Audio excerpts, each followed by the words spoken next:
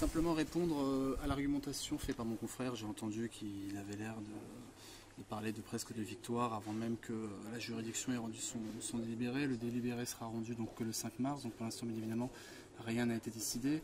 Je vous remercierai de noter un élément important, c'est que certes monsieur le procureur a rendu une réquisition qui serait en faveur du LOSC, c'est une vérité, mais le procureur a rendu sa décision, a fait son réquisitoire en décidant d'exclure les pièces et les conclusions déposées par M. Bielsa le jeudi 15 février. Conclusions et pièces envoyées par courrier recommandé au greffe du tribunal de commerce et à M. le procureur, non pas à l'adresse du tribunal de grande instance, mais au tribunal de commerce. Il s'est donc arrangé et caché derrière le fait qu'il n'aurait été donc finalement destinataire des conclusions des pièces qu'aujourd'hui, à 14 h. Extraordinaire. Donc, il a expressément dit qu'il rendait un réquisitoire sur la base exclusive des pièces et conclusions du LOSC. Donc, tout ce que le réquisitoire a énoncé pour moi vaut ce qui vaut.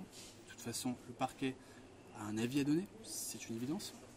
Un avis qu'il a dit exclusivement fondé sur les pièces du LOSC. Il n'a pas voulu entendre parler des pièces et des conclusions déposées pour M. Bielsa.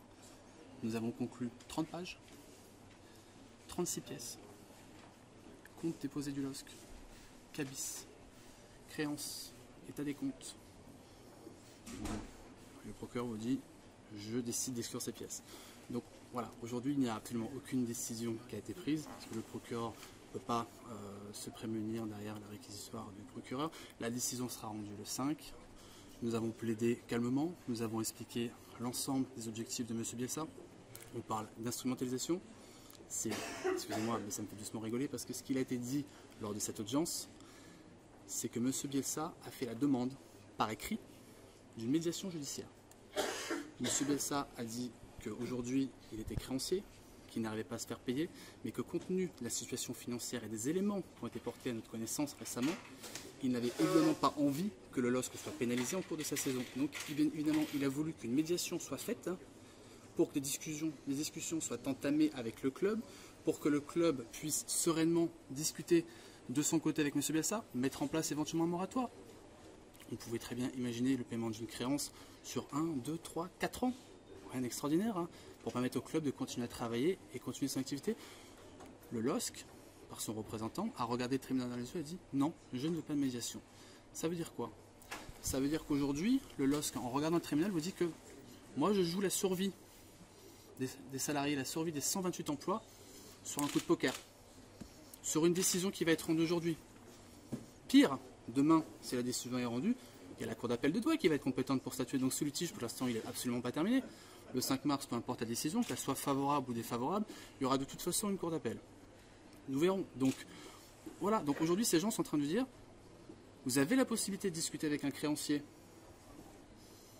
et de laisser le reste des employés travailler sereinement. Non, on joue la survie aujourd'hui. Donc c'est bien la preuve que Marcelo Bielsa engage cette procédure pour faire pression sur le LOSC? Pas du tout. C'est ce que j'expliquais au tribunal, c'est qu'aujourd'hui, lorsque vous êtes créancier, que vous avez une créance, qu'elle n'est pas payée, une fois, 2 fois, 3 fois, qu'on vous communique des éléments financiers qui vous montrent que peut-être en fait le LOSC ne peut pas payer, qu'est-ce qui se passe? Soit vous continuez tête baissée et vous finissez à demander une liquidation judiciaire, ce qui est la fin du club, soit vous tapez sur la table et vous dites je demande un redressement judiciaire, c'est-à-dire une mesure d'accompagnement. C'est-à-dire que je veux que ma créance soit encadrée. Si je ne peux pas être payé, je veux dans ce cas-là que ma créance soit encadrée dans un plan de cession, dans un plan de continuation, pour que le club puisse poursuivre son activité. Mais pardonnez-moi maître, mais c'est ça faire pression? Ah non, c'est pas faire pression, c'est qu'aujourd'hui si vous êtes créancier et qu'on ne peut pas payer, si vous ne faites pas encadrer votre créance, elle n'existe plus. Si vous ne pouvez pas obtenir un paiement, vous faites comment? Aujourd'hui, si une société ne vous paye pas, c'est qu'elle ne peut pas payer. Et aujourd'hui, les éléments financiers qui ont été apportés montrent, j'ai pas envie de parler de chiffres, parce qu'aujourd'hui, il y a des centaines de millions d'euros d'endettement qui sont annoncés, donc le tribunal appréciera. Mais lorsque vous avez des centaines de millions d'endettements dont on ne connaît même pas l'origine, vous imaginez bien que M. Bielsa doit nécessairement à un moment donné faire encadrer sa créance. Qui le fait? Ça ne peut être que le tribunal de commerce. Ce n'est pas le juge des prud'hommes, ce n'est pas le juge de l'exécution, c'est le tribunal de commerce. On n'a pas le choix. C'est une créance commerciale. Ce n'est pas une créance de salaire comme on dit, parce que c'est une créance, c'est une clause d'indemnité forfaitaire dans un contrat, c'est-à-dire qui est prévu à l'avance par les parties et qui ne prête aucune discussion. Donc aujourd'hui, on essaye d'avancer, on a essayé d'avancer. La médiation, elle n'est pas pour faire pression, la médiation, elle est pour justement permettre d'éviter tout ce tapage médiatique qui aujourd'hui ne porte préjudice à tout le monde et ne rend finalement à personne un avantage quelconque sur cette procédure. Et aujourd'hui, on nous a dit non, allons-y, allons voir ce que dit le tribunal, on verra bien. Voilà le message, on verra bien. Sauf qu'aujourd'hui, on verra bien, oui, on verra le 5 mars, on verra peut-être après, parce que malheureusement la pression n'est pas terminée. Donc qu'est-ce qui va se passer? Aujourd'hui, on a un club qui est rétrogradé administrativement. À titre provisoire.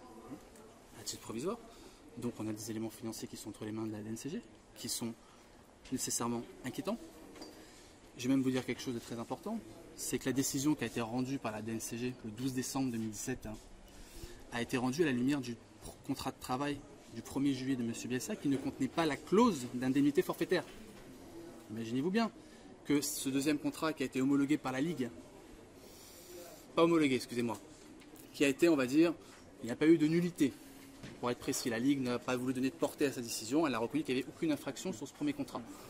Je pense que vous et moi, lorsqu'il n'y a pas d'infraction sur un contrat, l'infraction c'était la nullité. C'est l'article 654 de la charte qui parle de nullité. La Ligue a dit pas d'infraction, donc pas de nullité. Donc pas de nullité, valable, opposable en tout cas. Voilà.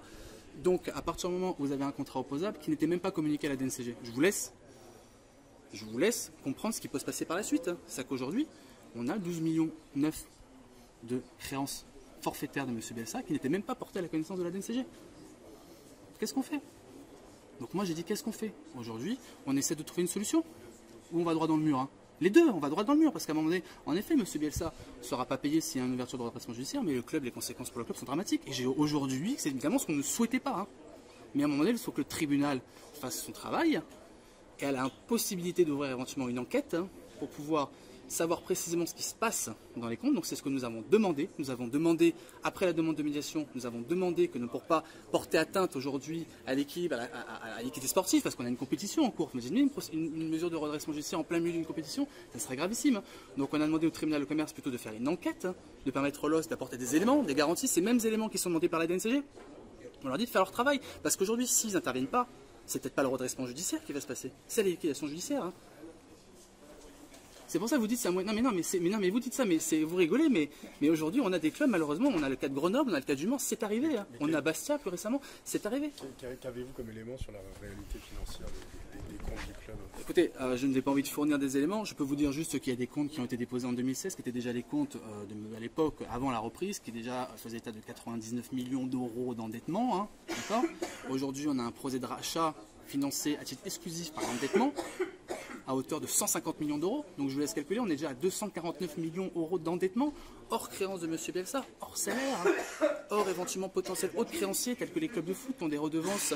Dans le cadre, on a Saint-Etienne pour Malcuit, on a Angers pour Pépé, je ne sais pas. Il y a les redevances du stade, hein. Il y a les salariés. Les salariés, c'est quasiment 4 millions d'euros par mois.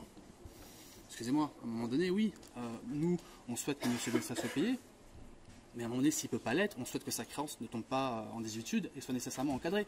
Parce que si demain il y a une liquidation judiciaire et que M. Bielsa se retrouve comme ça avec rien de constaté, c'est catastrophique. Donc voilà, c'est tout. Voilà. Donc le 5 mars, il y aura une décision, on verra ce qu'elle sera. Je ne vous cache pas que je ne souhaite absolument pas le redressement judiciaire. Voilà. Je ne souhaite pas le redressement judiciaire.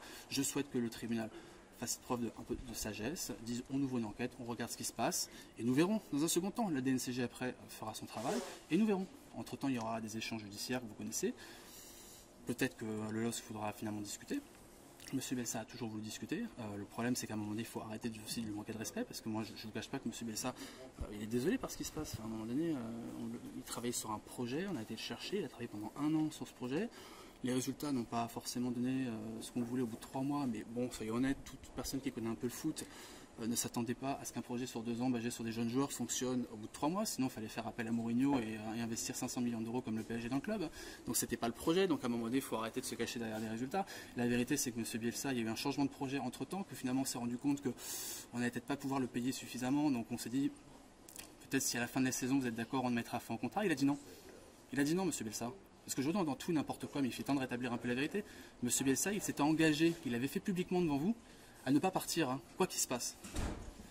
Donc il ne voulait pas partir, il s'est engagé sur un projet. Donc lorsqu'on essaie de lui faire le reprocher, regardez l'argent qu'il réclame, il n'en voulait pas de cet argent, monsieur Bielsa. C'était une clause de garantie de son emploi. Si toi tu romps le contrat, attention, tu devras payer. C'était justement pour que LOSC ne casse pas son contrat, pour qu'il puisse travailler sereinement. Aujourd'hui, le LOSC a cassé son contrat. On voit une publicité dans la pub totalement dénigrante sur les fautes graves, sur ce qui s'est passé dans le vestiaire. Tout est très bien, monsieur Bielsa, c'est absolument pas exprimé. Parce que, voilà. On parle de fautes graves, on a une clause qui exclut la faute grave. Après, on vous dit tout et n'importe quoi. Aujourd'hui, on veut discuter, on vous dit non. On vous fait passer devant les tribunaux pour le méchant qui veut manipuler, qui veut faire ci, qui veut faire ça, qui on ose dire que c'est monsieur Bielsa qui est responsable de la chute du LOSC. Mais attendez, vous rigolez ou quoi? Monsieur Bielsa, il est victime de cette situation. C'est la première victime de ce projet. J'espère que ce sera la dernière. Hein. Parce qu'aujourd'hui, c'est des engagements qui ont été pris par une personne. C'est pas le LOSC, c'est pas l'institution, c'est une personne. Est-ce que cette personne est digne de porter l'écusson? Est-ce que cette personne peut aider le club aujourd'hui à s'en sortir? C'est la question que je pose. Hein. Et c'est ça le redressement judiciaire. C'est que lorsque vous êtes au point où malheureusement des créances ne peuvent pas être payées, on demande au tribunal d'intervenir. Voilà, c'est tout.